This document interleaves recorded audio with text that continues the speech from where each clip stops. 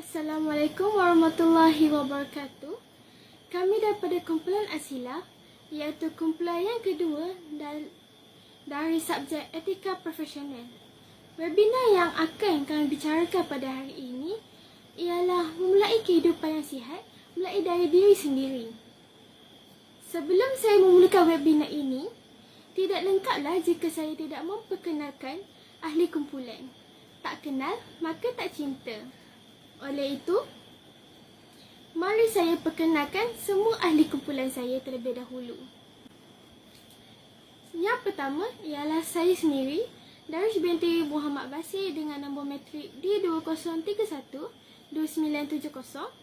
Dan yang kedua ialah saudara Muhammad Aidil Naim bin Muhammad Syakri, nombor matriknya ialah D20312841. Dan yang ketiga ialah saudari Mawadah binti Muhammad Yusof, nombor matriknya ialah D21113475.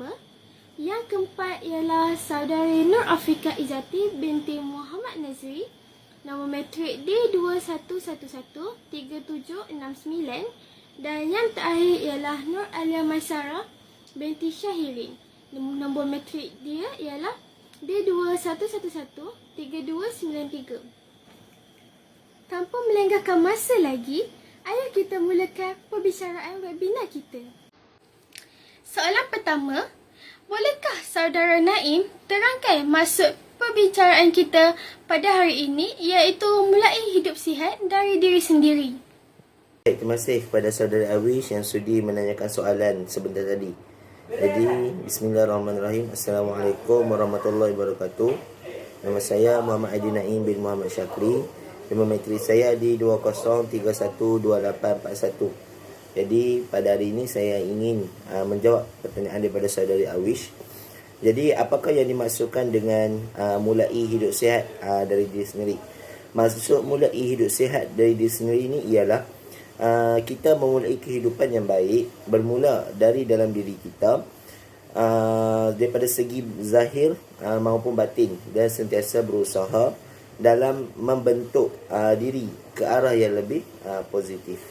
Seterusnya kita ke soalan yang kedua, iaitu saya ingin menanyakan kepada saudari Afika, iaitu apakah gaya hidup sihat dan apakah kaitannya asma secara tidak langsung. Jadi mohon menjawab saudari Afika. Nama saya Nur Afrika Izati binti Muhammad Nazri, nombor matrik D21113769. Gaya hidup sihat ialah aktiviti pendekatan atau amalan sama ada secara fizikal ataupun spiritual yang merangsang diri secara fizikal ataupun secara kerohanian yang menyumbang kepada kestabilan fizikal dan mental. Gaya hidup sihat amat penting di dalam kehidupan manusia kerana bermula dari amalan inilah kestabilan minda dan fizikal secara keseluruhan dapat dicapai. Gaya hidup sihat bukan sekadar menjalankan aktiviti beriadah maupun mengamalkan pemakanan seimbang. Malah, amalan kerohanian dan keagamaan yang terdiri daripada elemen murni dan mulia juga menyumbang kepada kesihatan fizikal dan spiritual seseorang. Ianya juga secara tidak langsung membantu mengawal penyakit asma, di mana penyakit asma mampu dikawal sebaiknya melalui gaya hidup yang sihat. Seterusnya soalan yang ketiga, pelbagai petua dan amalan yang sering kita dengar dari kaca TV maupun baca di mana-mana artikel akan memudahkan masyarakat mengambil langkah untuk mengekalkan gaya hidup sihat bermula dengan diri sendiri. Pada pendapat saudari Mawadah, Alia dan Awish, apakah petua dan amalan yang sering digunakan dalam kehidupan seharian saudari? Saya Nur Alia Maisara binti Syahin, bernombor kad matriks D21113293. Cara yang pertama yang dapat saya kongsikan kepada semua dalam mengubah kehidupan kita ke arah yang lebih baik dan lebih sihat ialah dengan belajar dan mempraktikkan cara mengawal stres dengan baik. Antara cara yang kita dapat lakukan tanpa mengeluarkan sebarang modal, iaitu mendengar lagu. Seperti yang kita sedia maklum, semua orang sudah tentu mempunyai gadget sendiri.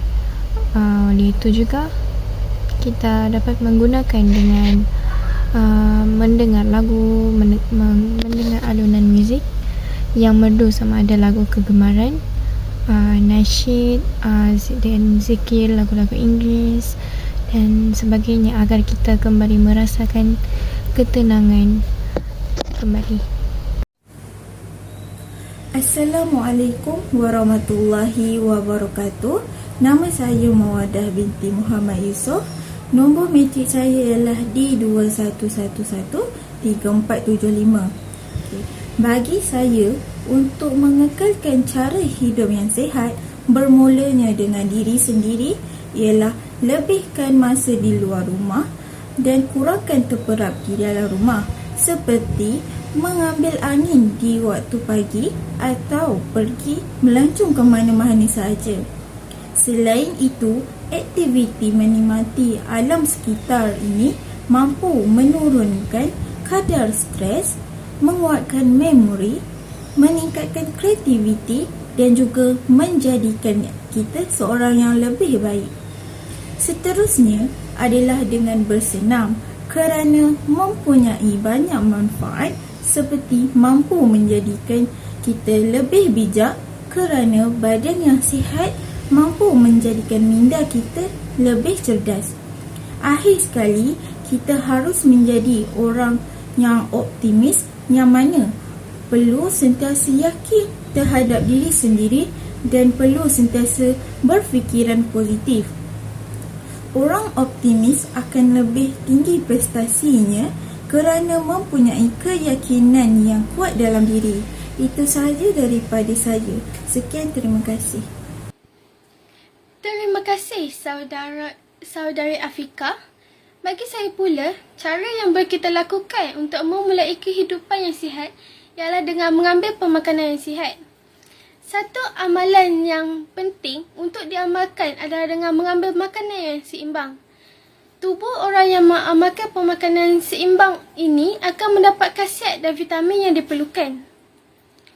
Pemakanan yang seimbang adalah pemakanan yang mengandungi ketujuh kelas makanan dalam kadar yang bersesuaian, iaitu mempunyai karbohidrat, protein, vitamin, mineral, lemak, air dan serat.